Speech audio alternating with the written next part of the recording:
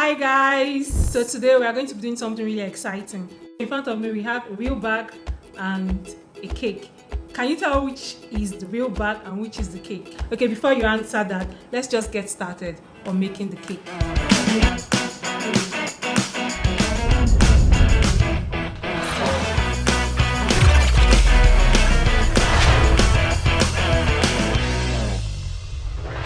Before we start the surgery on the cake, we'll trim off the top. We're going to divide this cake into 3. What's 8 divided by 3? Don't ask me. You can make one smaller because you know the top of the purse, the top part is usually a little bit smaller. We're just trying to get the base before we start to carve. So you get it as straight as possible. It makes your life easier in the long run. The truth is that purse cakes and bags cakes and bag cakes, basket cakes, purse cakes and bag cakes, they look complicated, but they're actually simpler than they look. You have buttercream already made, prepared here. This American buttercream. Stick the cake on the board, put a bit of buttercream. Remember, we're going to stack the 3 cakes on top of each other and then we carve in the shape of the purse that we want. So now that we have that done, one thing you can do for stability is to put skewers in here so that when you're carving them, they don't move around. You probably really want to do this on a bigger size of cake, but on this small size of cake, I think we are okay like this. One tip that will help you when making cakes that you have to carve, especially if you're making them from soft cakes like this. Like this is a soft, moist vanilla cake. One tip to help you is to use cold cakes, not frozen cake. If it's frozen, of course, you can't cut through it. But cold cakes, when the cakes are cold, it's easier for you to cut through. People always ask, so what happens to all these cakes that I cut off? Do you really need to ask that question? Just read my shirt. You should know what happens to the cakes.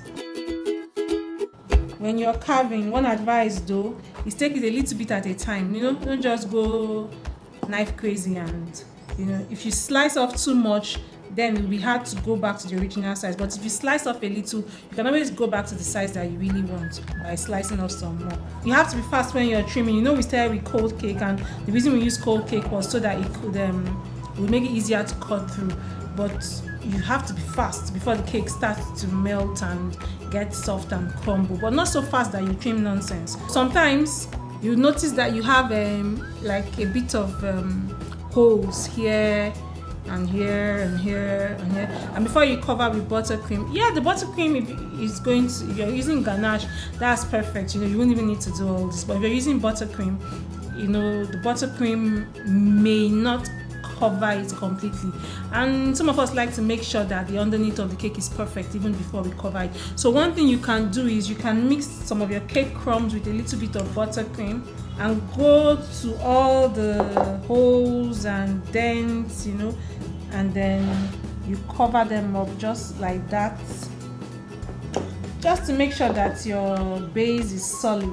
Remember, I said it's before you put the buttercream though, so this is like covering your mistakes. The sides are always a bit tricky, but I just try as much as possible to make sure that there is buttercream there, and when I put the fondant, then I can now work with the fondant to get the shape that I want. That's why I had to carve it out a little so that I actually have something to work with when I put fondant there. The next part is to crumb coat with buttercream.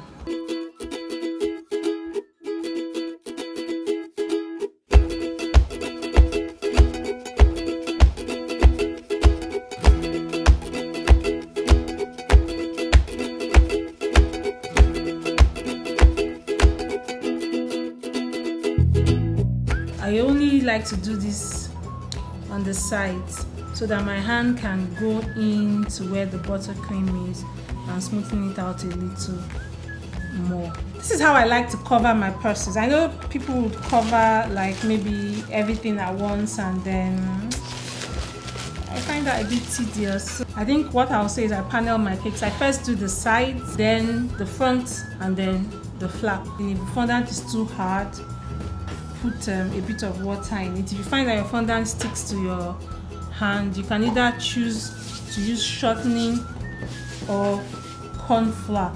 For black fondant, I kind of prefer shortening to corn flour, but I think I use both eventually. It's just to reduce the amount of steaming the valve has to go through to remove away all that corn flour at the end of the cake. So you need to measure out the fondant. For these cakes, I don't like to use the fondant immediately I roll. I give it like maybe a minute or two to just, you know, settle on the table and firm up a little bit so that picking up is easier. If it's soft when I'm rolling it, when I pick it up, it will droop a little. But if it's a bit firm, it's easier to work with.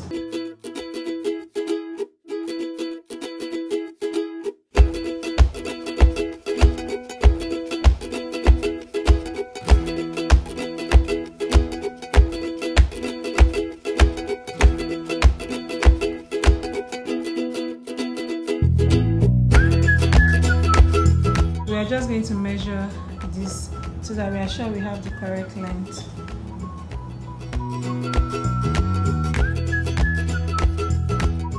Because this is going to be the bottom of the cake. You want to make hair straight because you may not have the chance to do that again once it gets on the cake.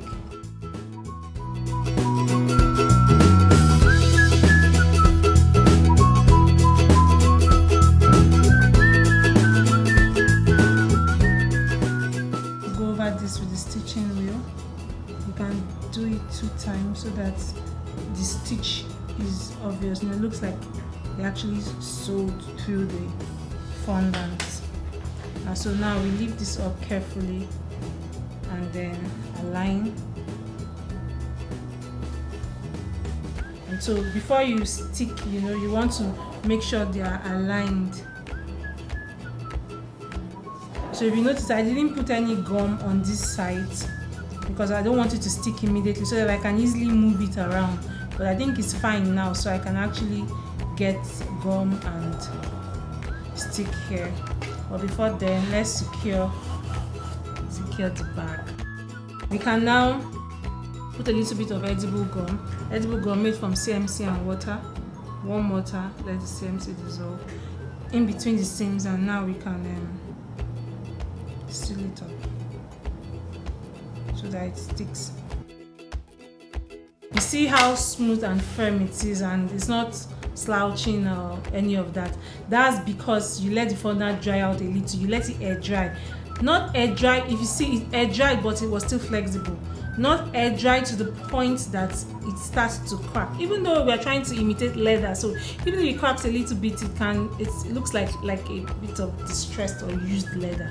But this is what it does. See, easy to lift up, easy to manipulate. So now that we've gotten the front part of the cake with cut, you can leave it, you can cut it, because we are still going to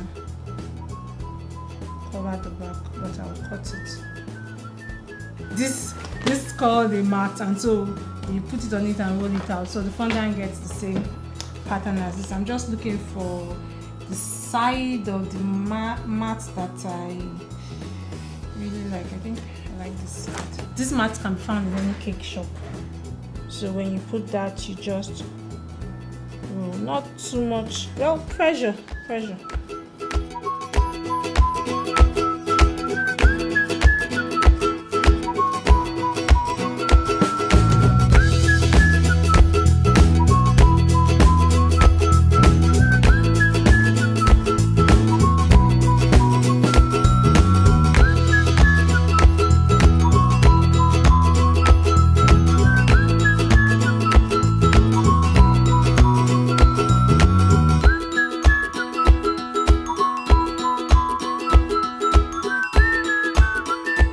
I like to flush to make hair flatter than the outer edge because it's not going to show, so that it easily blends in with the fondant, the cake rather.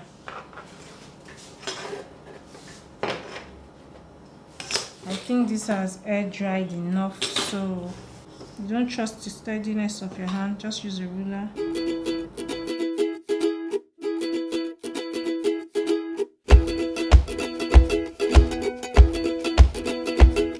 This is ready. We want to just lift this up gently and put it on top of the cake.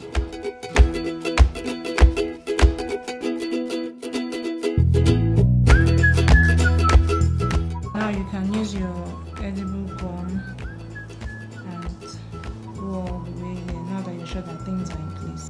I don't always like to really close it completely. I like to give the illusion that is almost open or is opening. So most times I'll just stick the brush way deep inside and let all that place close, and then leave here a little open to just make it look like, you know, the bag can actually open. See?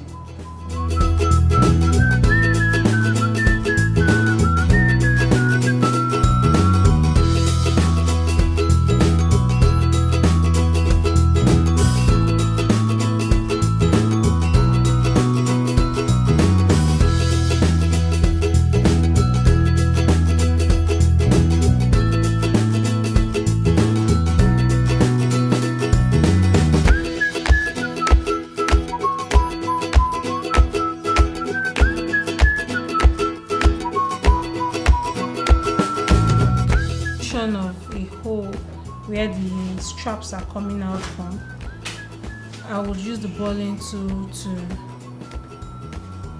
just go around and round. To make the straps of the bag, we use a chain mold because the handle is made of chain. So I'm going to use, I think, ivory off-white color. You can call it what you want.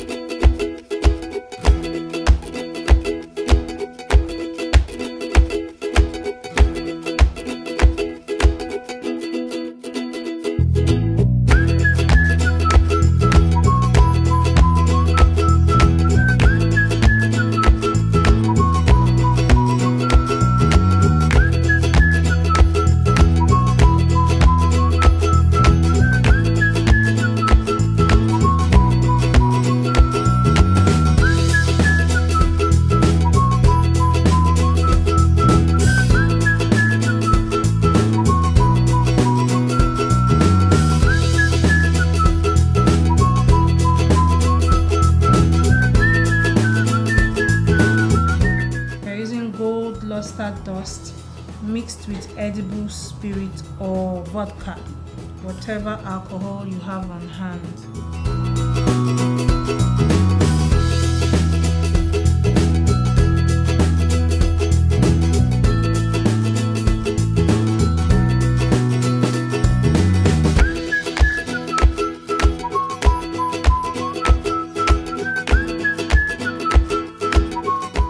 Remember, we are painting with alcohol. You can use edible spirit, you can use vodka if you have it at home, and food color. Don't worry about that, I'll go over it gold again. So I'm using powdered food color here. You can use gel food color if that's what you have. Just what you have at home is fine as far as it's black. Important thing is, even if you don't want to go over it with food color, you can just go over it with alcohol. The alcohol gives it this gloss, this glossy look that it has, and I want the flap to have that glossy look, different from the other parts of the cake. You can steam the cake if you have a steamer.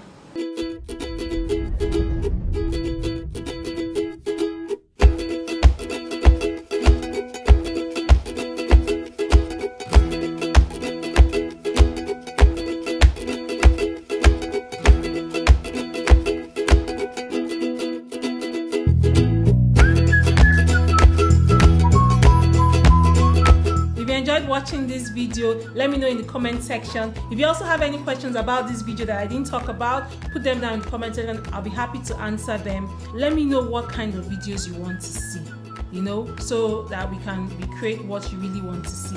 And also, see that button down there, please click on the subscribe button, and also the notification bell, hit on it so that anytime we have new videos, you'll be one of the first people to watch them. Thank you so much for watching.